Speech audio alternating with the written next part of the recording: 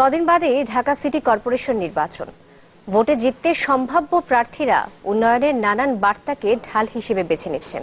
তবে বিশ্লেষকদের মতে প্রচারণার বার্তা যাই থাকুক, আইন অনুযায়ী নগর উন্নয়নে মেয়র কাউন্সিলরদের খুব বেশি ক্ষমতা নেই। তাই নগর সরকার ধারণার গোড়াপত্তনের পরামর্শ তাদের। ঢাকা সিটি কর্পোরেশন নিয়ে আহসান হিমেলের 2 পর্বের ধারাবাহিকের আজ রয়েছে প্রথম পর্ব। ছবি তুলেছেন সুকান্ত সরকার। রাজধানীর বনানী ক্রসিং, মাত্র কদিন আগের ছবি।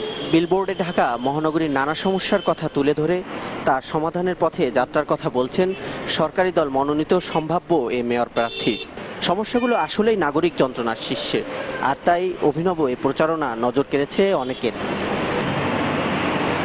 এক পরিবেশ দূষণকে যদি সমস্যা চিহ্নিত করা যায়, তাহলেই বেরিয়ে আসবে সমন্বয়হীনতার নানা চিত্র। এর পেছনে সরকারি মন্ত্রণালয়, বিদ্যুৎ বিভাগ, ওয়াসা, রাজুক সবার ভূমিকা থাকে, যেগুলোর জবাবদিহিতা সিটি কর্পোরেশনের নয়, বরং যার যার মন্ত্রণালয়।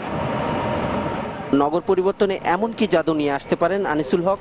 সিটি কর্পোরেশনের উপর 56টা গভর্নমেন্ট ইনস্টিটিউশন কাজ করে, সুতরাং সবচেয়ে বড় প্রয়োজন যেটা সেটা হলো সমন্বয়। সাধারণ মানুষের চাওয়া কিন্তু আকাশ প্রমাণ নয়। একটি স্বচ্ছ, ক্লিন, বর্জ্য বিযুক্ত শহর চায়। উত্তরের মতো দক্ষিণেও সাবেক মেয়র হানিফের পুত্র সাইদ খোকন, সংসদ সদস্য হাজি সেলিম, জাতীয় পার্টি সাইফুদ্দিন আহমেদ মিলন সহ অনেক প্রার্থী বিশাল বিশাল বিলবোর্ড ব্যানার ঝুলিয়েছিলেন। তাতেও ছিল সেই উন্নয়ন বার্তা, আগের মতো সাথে থাকার প্রতিশ্রুতি। এমপি ছিলাম, ভারপ্রাপ্ত মেয়র ছিলাম, সেই অভিজ্ঞতা সম্পন্ন মনে করি। আমার মুরব্বী, আমার ভাই, আমাদের এলাকাবাসীর কাছে দোয়া চাচ্ছি। বসবাসের উপযোগী একটি শহর আমরা করতে পারবো। স্থানীয় সরকার বিশ্লেষকদের মতে প্রচলিত বিধানে নির্বাচিত একজন মেয়র আর তার প্রশাসনের এখতিয়ারে কেবল বর্জ্য অপসারণ, মশক নিধন, বাতি প্রজ্বলন সহ 13 ধরনের কাজ করার ক্ষমতা আছে। চাইলেও এর বাইরে তেমন কোনো উন্নয়ন সম্ভব নয়। লিড অথরিটি কে হবে? লিড অথরিটি তো সিটি কর্পোরেশন হওয়া উচিত। তার সাথে তারা সাপোর্ট করবে, তারা টেকনিক্যাল সহায়তা দিবে। এই লিড বলে এখন নাই, লিডটা সিটি কর্পোরেশনের হাতে নেই। তবে সম্ভাবনাকে বাস্তবে রূপ দিতে বিশ্বজুড়ে নজির রেখেছেন বহু মেয়র।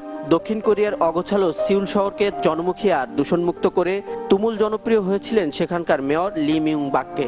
নগরপিতা থেকে রাষ্ট্রপ্রধান হয়ে সৃষ্টি করেছিলেন অনন্য নজির। আমি ঢাকা শহরের পার্কস, যতগুলো পার্ক আছে, সে পার্কগুলো, বিনোদন কেন্দ্রগুলোকে রিভাইভাল করব। এটা আপনাদের সহযোগিতায় করব, লোকাল লোকদের নিয়ে কমিটি করব, লোকাল সিটিজেনদের নিয়ে এটা করব। বলুক একজন কোনো প্রার্থী। অর্ধযুগের বেশি সময় পর ঢাকার মেয়র নির্বাচনের সাথে নাগরিক সেবার সমন্বিত উদ্যোগ কিভাবে করা যায় তা ভেবে দেখার পরামর্শ বিশ্লেষকদের। আহসান হিমেল, চ্যানেল 24, ঢাকা। নির্বাচিত হলে বন্দরনগরী চট্টগ্রামকে স্বপ্নের মেগাসিটিতে পরিণত করার প্রতিশ্রুতি দিয়েছেন আওয়ামী লীগ সমর্থিত মেয়র প্রার্থী আজম নাসির উদ্দিন। সকালে স্থানীয় ইঞ্জিনিয়ার্স ইনস্টিটিউটের সংবাদ সম্মেলনে তিনি এই প্রতিশ্রুতি দেন। তিনি আরও ঘোষণা দেন নগরীকে জলাবদ্ধতা মুক্ত করার। নির্বাচিত হলে সবার সহযোগিতার প্রথম কাজ হবে জলাবদ্ধতা নিরসনে বিশেষ গুরুত্ব আরোপ। নগরীর খালগুলো পরিকল্পিতভাবে খনন করা হবে। যানজট নিরসনে উদ্ধার হওয়া খাল ও নালার উভয় পাশে সড়ক নির্মাণ এবং আধুনিক নগরী হিসাবে প্রয়োজনীয় গণপরিবহন চালু করা হবে। মাতৃসদন পুনঃ চালু সহ জেনারেল হাসপাতালকে আধুনিকভাবে চালু করার ব্যবস্থা গ্রহণ করা হবে। বিশ্বের উন্নত প্রযুক্তির ব্যবহারের মাধ্যমে বর্জ্য ব্যবস্থাপনাকে নতুন করে ঢেলে সাজানো হবে। ঢাকা ও চট্টগ্রামে সিটি নির্বাচন হওয়া নিয়ে শঙ্কা জানিয়েছেন বিকল্পধারার president doctor AQM Badruddoza Chowdhury. বিএনপির নিখোঁজ নেতা সালাউদ্দিন আহমেদের স্ত্রীর সাথে সাক্ষাৎ শেষে সাংবাদিকদের কাছে এই শঙ্কা জানান তিনি। একটা ট্র্যাপও হতে পারে, 1 নম্বর। 2 নম্বর, ট্র্যাপ নাও হতে পারে, কিন্তু যখন এই সরকার ফেস করবে, তাদের অবস্থা কঠিন হয়ে যাচ্ছে, তখন শেষ পর্যন্ত নির্বাচন হবে কিনা এটা সম্পূর্ণ আমার ডাউট আছে। ভালো মতো নির্বাচন, সুষ্ঠু নির্বাচন, যা ভুল ত্রুটি হয়ে গেছে 5 জানুয়ারি সেই কিছু সাপমোচন হয়ে যাক। ঢাকা ও চট্টগ্রামে সিটি নির্বাচনে সবার জন্য সমান সুযোগের নিশ্চয়তা চাইল ইলেকশন ওয়ার্কিং গ্রুপ EWG। জাতীয় প্রেস ক্লাবের সংবাদ সম্মেলনে এই দাবি জানায় নির্বাচন পর্যবেক্ষণ বিষয়ক এই জোট। EWG এর নেতারা বলেন, 10ম সংসদ এবং উপজেলা নির্বাচনের পর দেশের নির্বাচন ব্যবস্থার উপর মানুষের আস্থা কমে গেছে। যা ফেরাতে কার্যকর ভূমিকা রাখতে হবে নির্বাচন কমিশনকে। ঢাকা ও চট্টগ্রাম সিটি নির্বাচনে বিএনপির সমর্থিত প্রার্থীরা অংশ না নিলে পুরো বিষয়টি হবে একতরফা, যা কারো কাম্য নয়। এই নির্বাচনে প্রায় 2000 পর্যবেক্ষক নিয়োগ দেওয়ার কথাও জানান ইডব্লিউজি এর নেতারা।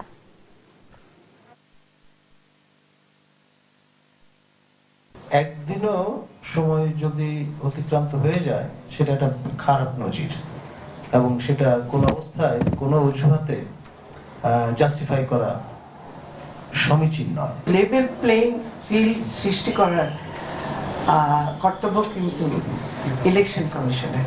কোনো অবাধ সুষ্ঠু নির্বাচনের জন্য অবশ্যই প্রার্থী প্রয়োজন।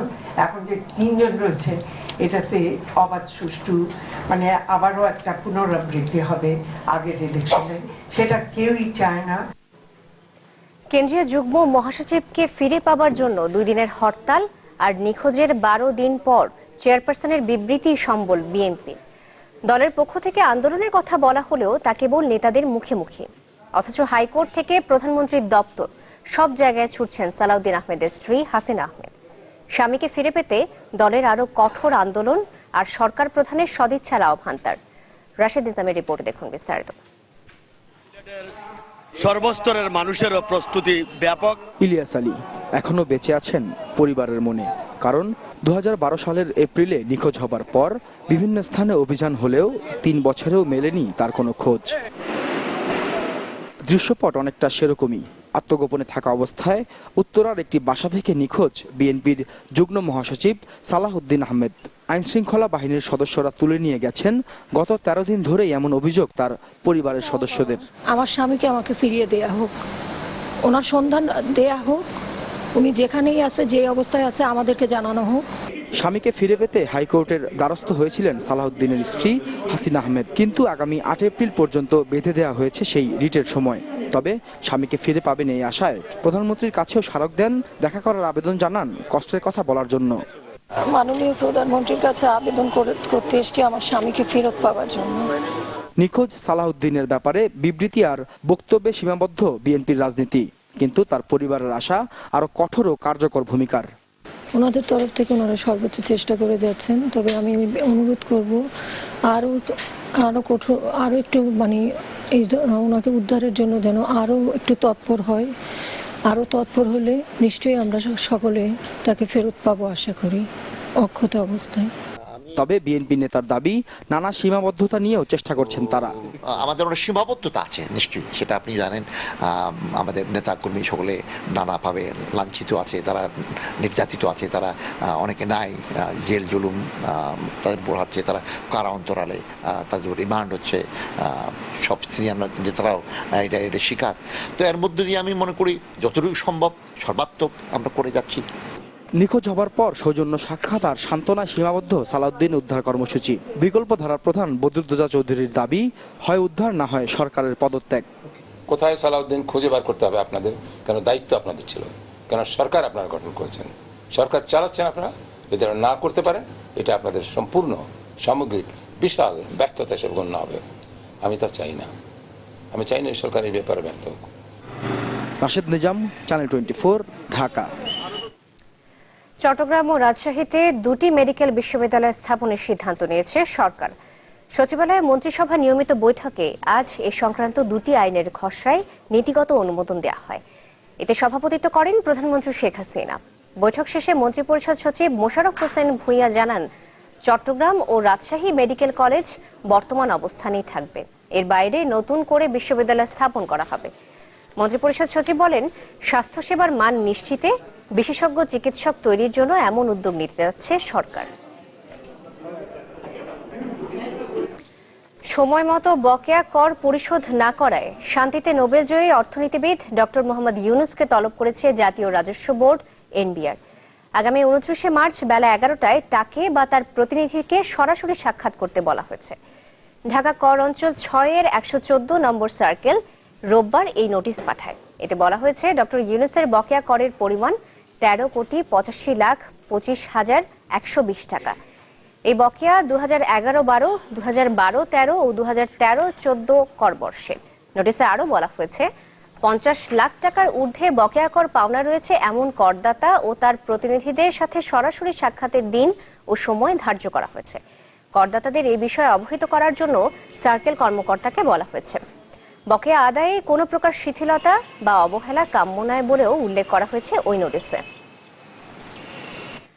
রাজস্ব আদায়ের লক্ষ্যমাত্রা পূরণের চ্যালেঞ্জ মোকাবেলায় সবচেয়ে বেশি গুরুত্ব দেওয়া হচ্ছে বন্দরনগরী চট্টগ্রামকে, কারণ মোট রাজস্বের 1/3 আসে এখান থেকে। জাতীয় রাজস্ব বোর্ড এনবিআর এর চেয়ারম্যান জানান, শুল্ক আদায় বাড়াতে বন্দরনগরীর উদ্যোক্তাদের বেশি করে সম্পৃক্ত করা হবে। এছাড়া নানা সংস্কার আনা হচ্ছে রাজস্ব আদায়ে নিয়োজিত সংস্থাগুলোতেও। এনবিআর চেয়ারম্যানের সাথে কথা বলেছেন ফখরুল ইসলাম। এ নিয়ে তার দুপর্বের প্রতিবেদনে আজ দেখুন প্রথমটি। দেশের মোট আমদানি রফতানির 92% হয় চট্টগ্রাম বন্দর দিয়ে, আর এককভাবে সর্বোচ্চ 33% রাজস্বের যোগান দেয় কাস্টম হাউস। পাশাপাশি আয়কর আর ভ্যাট থেকেও আসে বছরে 10 থেকে 12 হাজার কোটি টাকা। সব মিলে চলতি অর্থ বছরে এসব বিভাগ থেকে রাজস্ব আদায়ের লক্ষ্যমাত্রা ধরা হয়েছে প্রায় 40 হাজার কোটি টাকা, যা দেশের মোট রাজস্বের 1/3। তবে রাজনৈতিক অস্থিরতায় লক্ষ্যমাত্রা পূরণ নিয়ে রয়েছে শঙ্কা।